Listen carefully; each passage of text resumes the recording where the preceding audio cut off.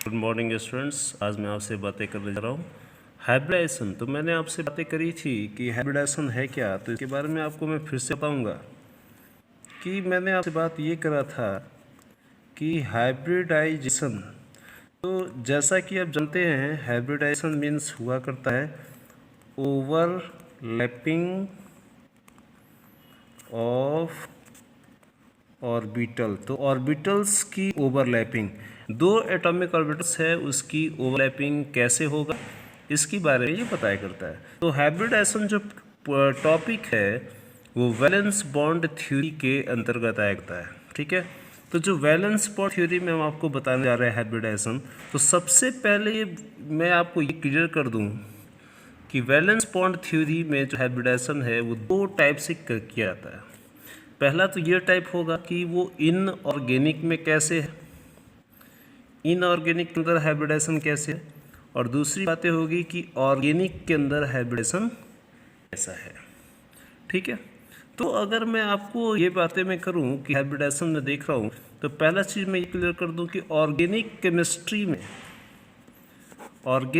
में हाइब्रिडाइजेशन देखो, अगर मैं कहूँ तो तीन टाइप से देखा जाता है, जिसको बोलते sp3, sp2 और तीसरी बात होगी sp।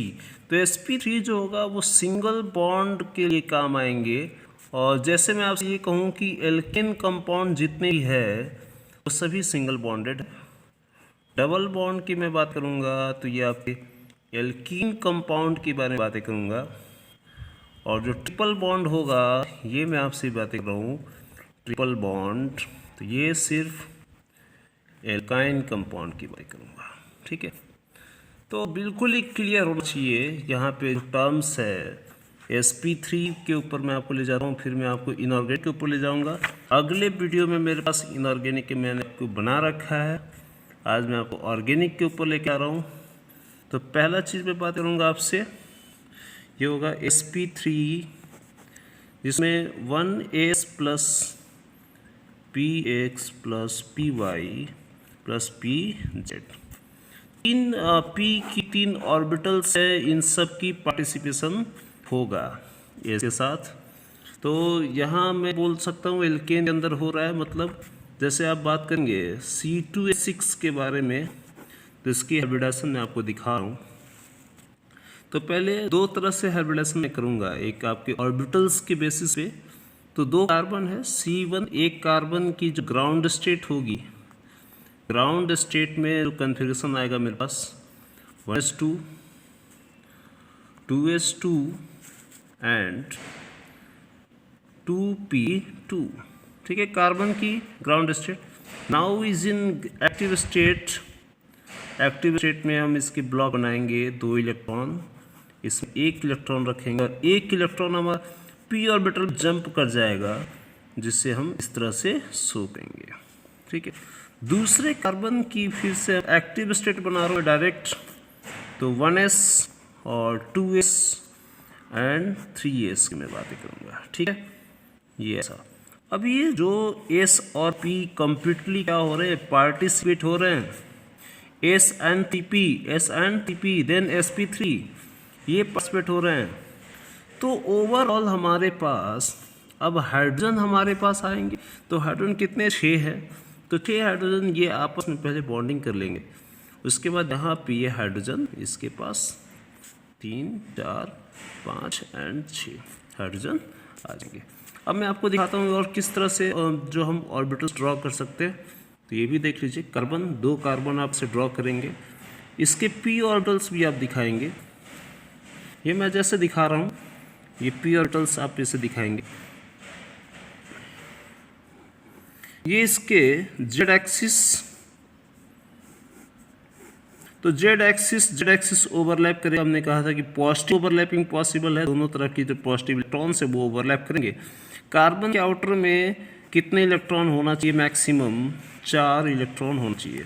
तो 1 इलेक्ट्रॉन, 2 इलेक्ट्रॉन, 3 इलेक्ट्रॉन और 4 electron, 4 electrons in their outer orbit.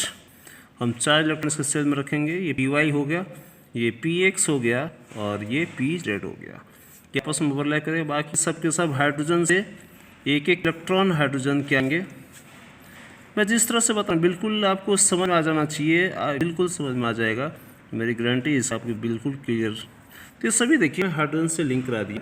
और जो भी sp है, ये भी sp मैंने आपको बता रखा है, sp ओवरलैपिंग, sp मतलब सिग्मा बॉन्ड बनेगा, सिग्मा बॉन्ड। और इसको मैं ऐसे लिख सकता हूँ, कार्बन के साथ सिंगल बॉन्ड है, बाकी सभी हाइड्रोजन से लिंक है, बाकी के सब हाइड्रोजन से लिंक है। तो ये बिल्कुल ही क्लियर हो जाना चाहिए, ये इथेन मॉलिक्यूल है और इसके अंदर इस तरह की ओवरलैपिंग हो रहा है, जो हम इस तरह से दिखा सकते हैं। ये बिल्कुल ही sp3 हाइब्रिडाइजेशन है, और sp3 की बात कर रहे हैं तो इस तरह से होगा। अब मैं आपसे बात करूँगा sp2 कैसा होगा। तो जो sp2 हाइब्रिडाइजेशन है, ये sp2 के अंदर क्या होगा कि एक s होगा और साथ में 2p की पार्टिसिपेशन होगा, और 2p एक z एक्सिस होगा और 2p है जिसमें से x और y दोनों में से कोई एक पार्टिसिपेट करेगा। तो s प्लस p, केवल s plus 2p only this will participate, s plus 2p only participate, then sp2 hybridized. ठीक है, तो sp2 हाइब्रिडाइज्ड ये मेरे स्पेशली क्या हुआ करते हैं, डबल बॉन्ड के अंदर हुआ करते हैं। और डबल बॉन्ड के अंदर आपके पास वो मैं बात करूँगा जो एल्कीन कंपाउंड के बारे में है, इसके अंदर हुआ करता है डबल बॉन्ड केस। अब मैं C1 कार्बन की मैं आपको एक्टिव स्टेट लेके जा रहा हूँ।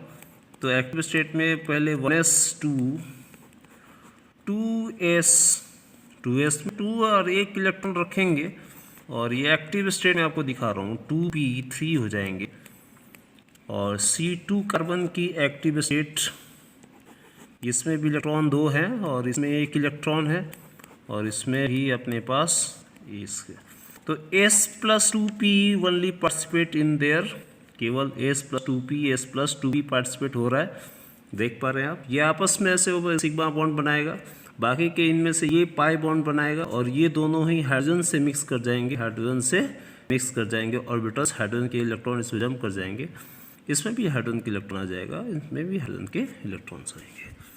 और मैं आपको फ्लावर टाइप का जो ऑर्बिटल्स है दिखा दूँ, इसके पी वाई ऑर्बिटल्स ऐसे दिखाएंगे आप, और ये आपके ये भी पी वाई, ये आपका हो गया पी जेड।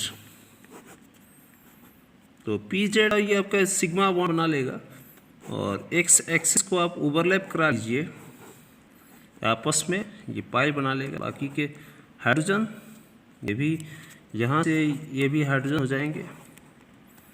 देखिए 2 हाइड्रोजन इधर आ रहे हैं, 2 हाइड्रोजन इधर आ रहे हैं, और इलेक्ट्रॉन मैं आपको दिखा दे रहा हूँ, सभी जगह इलेक्ट्रॉन, 4 इलेक्ट्रॉन तो कार्बन के आउटर सेल में होगा। ठीक है, इसको आप ऐसे दिखा सकते हैं, C double bond C, 1 sigma 1 पाई और 2 हाइड्रोजन ऐसे लिंक है। ठीक है, बिल्कुल क्लियर। ये जो डायग्राम आ रहा है, सिग्मा पाई डबल बॉन्ड और C2H4 डबल बॉन्ड किस, और उसके बाद मैं आपको sp के बारे में बताऊंगा। नेक्स्ट लेक्चर में मैंने आपको बता रखा है, हाइब्रिडाइजेशन कर रहा हूं मैं, क्योंकि एटॉमिक ऑर्बिटल्स को जब भी देखा गया, जब भी मैंने आपको sp df के बारे में बताया, वो काफ़ी क्लियर होना चाहिए। चलिए, ओके, थैंक यू।